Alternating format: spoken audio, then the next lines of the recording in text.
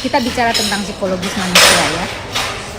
Bukan cuma untuk kasusnya Nikita Mirzani. Oke. Anak seharusnya bisa mendengarkan apa yang diinginkan oleh orang tua. Namun, orang tua pun juga harus bijaksana dalam mendidik dan mengarahkan anak kita ke hal-hal yang baik. Kalau sampai anak ini tidak sampai menjadi seorang yang baik, maka seorang ibu atau ayah harus introspeksi diri. Tidak selamanya anak itu salah. Dan tidak selamanya seorang ibu itu atau seorang ayah itu atau orang tua di pihak yang selalu benar. Oke? Hola netizen yang tercinta, Nikita Mirzani beri tanggapan menohok soal psikolog yang mendadak muncul di tengah kasus Laura Mezani yang belakangan ini viral. Para psikolog, salah satunya Lita Gading, sempat menyoroti aksi penjemputan paksa yang dilakukan kepada anak Nikita Mirzani itu. Mendapati kasus anaknya dikomentari para psikolog tersebut, Nikita Mirzani tidak terima dan mencak-mencak di Instagram story-nya. Nikita Mirzani lalu menyebut salah satu inisial nama psikolog yang ditudingnya kerap ikut campur dalam setiap kasus yang tengah viral. Tidak terima kasus anaknya dijadikan konten, Nikita Mirzani lalu balik menyenggol masalah rumah tangga masing-masing psikolog tersebut. Nikita Mirzani meminta agar para psikolog itu tidak ikut-ikutan mencampuri kasus anaknya. Nikita Mirzani menganggap jika psikolog yang turut ikut campur dalam kasus anaknya sengaja pansos untuk mencari perhatian. Nikita Mirzani mengaku sebenarnya tidak masalah jika para psikolog tersebut ikut mengomentari kasus yang menimpa anaknya. Hanya saja Nikita Mirzani menghimbau agar psikolog tersebut tidak ikut menghakimi atas permasalahan yang sedang menimpanya itu. Mulai bertaburan psikolog, mulai. Ya, lu berasa jadi Nikita Mirzani, lu hidup sama gue, ha? Lu udah punya anak kayak begitu belum? Berasa kayak hidup lu paling bener aja.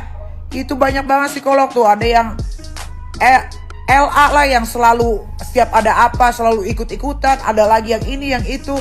Ternyata rumah tangga lu juga pada hancur. Ada yang jadi simpenan, ada yang jadi pelakor, ada yang anaknya juga ternyata pemakai narkoba. Lu sibuk amat lu ngebahas tentang kasus gua. Rumah tangga kalian juga pada hancur semuanya. Jangan gara-gara lu pada gelar psikolog ya, rumah tangga lu pada bener-bener aja sama anak lu pada bener-bener aja. Lu pada diem juga nggak? Jangan ikut-ikutan, kalian nggak diajak. Ini psikolog di Indonesia emang juga gila-gila pansos ya. Gila-gila pansos. Kerjaan lu, duit lu nggak cukup apa?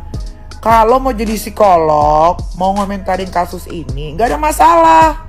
Tapi jangan judging. Berasa hidup lu paling bener. Lu psikolog apa netizen? Bedek banget gua. Nah, gimana nih menurut netizen yang terhormat? Silahkan berkomentar ya. Kemarin ada instastory Nikita Mirzani yang bahas tentang psikolog-psikolog yang melakukan judgement terhadap kasus yang sedang terjadi. Di sini saya sebagai rekan sejawat teman-teman psikolog aja, sifatnya hanya untuk saling mengingatkan. Kita kan secara etika tidak diperkenankan ya untuk melakukan judgement sembarangan. Ke klien kita aja yang kita udah tahu jelas ceritanya, kita nggak bisa sembarangan untuk melakukan judgement gitu. Apalagi ini berita-berita hanya dari sosial media gitu kita lihat, kita nggak tahu dinamika masalahnya secara detail itu tuh seperti apa. Jadi daripada melakukan judgement, better kita kayaknya untuk edukasi aja, gunakan kasus ini sebagai edukasi yang positif untuk orang lain, sebagai bentuk pencegahan, dan ya lebih baik juga untuk memberikan support gitu untuk yang sedang berada di dalam masalah sekarang. Aku memang agak nggak terima loh kalau psikolog ini kebanyakan membelai anak-anak yang modelannya kayak si Lolin ya. Bukan apa-apa lah, aku kasih tahu lah sama kalian ya. Kalian itu kalau belum ngadapin anak-anak yang modelannya kayak si Lolin ini, memang kalian bisa ngomong, ya kan? Karena kalian cuma bisa berteori, nggak ada prakteknya. Karena memang anak itu nggak kalian hadapi. Tapi kami sebagai mama ya, yang bukan lagi mental ya, bukan lagi mental kami yang rusak, udah sakit jiwa, kami mikirin anak-anak yang kayak gitu. Kalian nggak mikirin mental kami, yang kalian pikirin mental anak juga, ya kan? Kalian bela-bela, jadi anak-anak ini kadang-kadang suka kurang ajar. Zaman dulu anak dipukul, dihajar, dibubak mamanya, aman, nggak ada masalah, malah anaknya makin sukses. Kami dulu kalau nggak dipukuli betis kami biru-biru, nggak tahu kami apa artinya hidup. Ya aku lebih bersyukur mama mamaku dulu sering mukulin aku karena memang sekarang aku baru sadar, seperti inilah kehidupan yang sebenarnya. Jadi kalian itu harus melakukan praktek ya, baru jangan cuma teori aja gitu. Geram.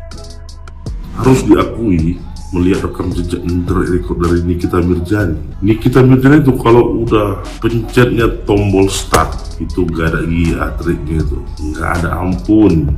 Jadi kalau dia sudah memilih untuk maju, gas terus itu. Ya memang secara hukum dugaannya ada ya.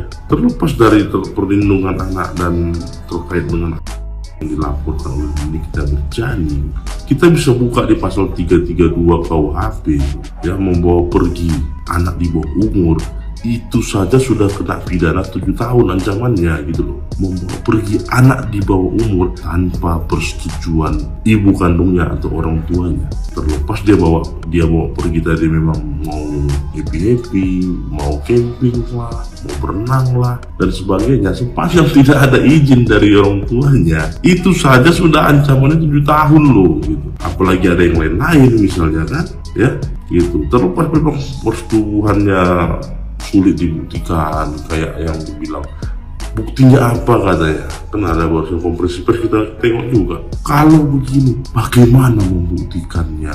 Loh, penyidik yang membuktikan, penyidik kita jago-jago. Kalau ada persetubuhan bagaimana membuktikannya? Kalau ada aborsi bagaimana membuktikannya? Loh, untung gak dijawab sama yang di situ. Lah kok tanya saya? Ya nggak tahu kan gitu. Itu tugas penyidik. Penyidik jago gitu. Bagaimana mau saintifik ya, mau penyidikan dengan saintifik ya kan. Sekarang udahlah, lihat aja, biarkan penyidik bekerja lah. Intinya sepanjang yang kita tahu, Nikita Mirzani kalau udah dipencetnya tombol start enter, jadilah itu. Aku baru lihat statement dari pengacaranya Nikita Mirzani. Kalau yang pertama, Loli itu tidak pernah dikeluarkan dari kakak. Ya kan Loli pernah bilang, gua udah dikeluarin dari kakaknya Nikita Mirzani. Itu nggak ada gitu loh. Kata lawyernya masih tetap ada dan masih tetap statusnya itu anak gitu. Ya mungkin menurut aku sih wajar ya kalau misalkan ibu kadang emosi itu kan banyak yang diurusin, terus kemudian ada juga denger gini kan, wah lu kalau begini gue coret dari daftar ahli waris atau warisan atau apalah. Mungkin itu waktu emosi ngomong mau dicoret dari kakak gitu, tapi kenyataannya itu enggak dan masih tetap statusnya itu anaknya. Ya namanya orang emosi gitu ya. Loli juga kalau emosi kan kayak kemarin juga ngata-ngatain Nikita Mirzani gitu. Jadi ya yang disampaikan sama Loli kalau dia itu dicoret dari kakak atau dikeluarkan dari kakak itu tidak benar. Yang kedua, Loli itu tidak ditahan, hanya memang karena memang dia masih di bawah umur dan menjadi tanggung jawab orang tuanya di sini Nikita Mirzani. Jadi diamankanlah di suatu tempat, tapi itu mungkin di pamannya, mungkin di siapa gitu ya. Tapi yang jelas mungkin supaya tidak sama-sama emosi. Kalau Loli lihat Nikita Mirzani emosi, mungkin juga Nikita Mirzani kalau ngelihat Loli nanti emosi. Jadi lebih baik memang tinggal di yang ini loh, keluarga yang netral gitu ya, supaya sama-sama mungkin cooling down, supaya sama-sama berpikir yang nantinya harapannya itu supaya bisa berdamai ya. Kalau dari sisi Loli aku tuh ngelihatnya begini ya, mungkin pada saat itu berantem atau apa namanya ibu dan anak itu ya wajar ada ada pertengkaran kayak gitu ya. Cuman mungkin dia bertemunya dengan orang yang salah, Fadel itu gitu loh, dan harusnya Fadel mungkin ya bisa mendamaikan ibu dan anak tersebut, tapi entah kenapa nggak tahu apa yang sudah disampaikan ke Loli. Mungkin Loli dijanjiin ini, dibeginikan, dikasih sayang yang ya namanya juga anak di bawah umur gitu, masih 16 tahun kalau nggak salah. Pasti kelepek-kelepek nggak sih? Terus ngerasanya itu merasa paling dicintai. Aduh, padahal itu juga belum tentu juga Fadel itu akan menikahi. Bagaimanapun kalau ada apa-apa itu ya, yang rugi itu cewek loh. Kalau cowok itu nggak rugi apa-apa. Kalau cewek itu rugi banyak gitu loh. Kalau ngebelain cowok mati-matian, sampai mati-matian, apalagi mungkin melawan orang tua, sepadan nggak gitu ya. Dan menurut aku ya, buat Fadel itu udahlah, nggak usah bikin story yang kayak gini ya.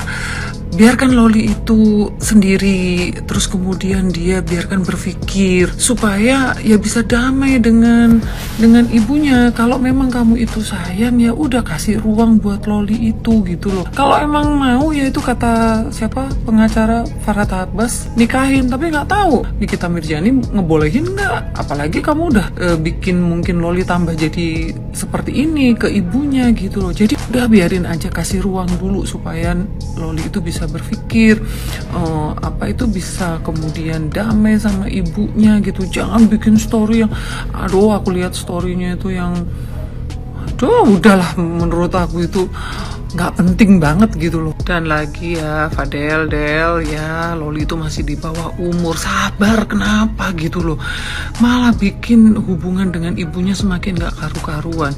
Udah mungkin dulu ada hubungannya nggak enak dengan ibunya, kamu ini nambahin aja gitu, sabar dulu gitu loh. Loli itu masih belum cukup umur dan masih menjadi tanggung jawab ibunya. Kamu mau ngapa-ngapain juga nggak akan bisa gitu loh, karena dia itu masih dalam perlindungan ibunya ya. Mendingan udah deh, biarin aja Loli itu berpikir, diem dulu, jangan bikin story seolah-olah kamu yang paling cinta dan paling bener aja buat Loli ya.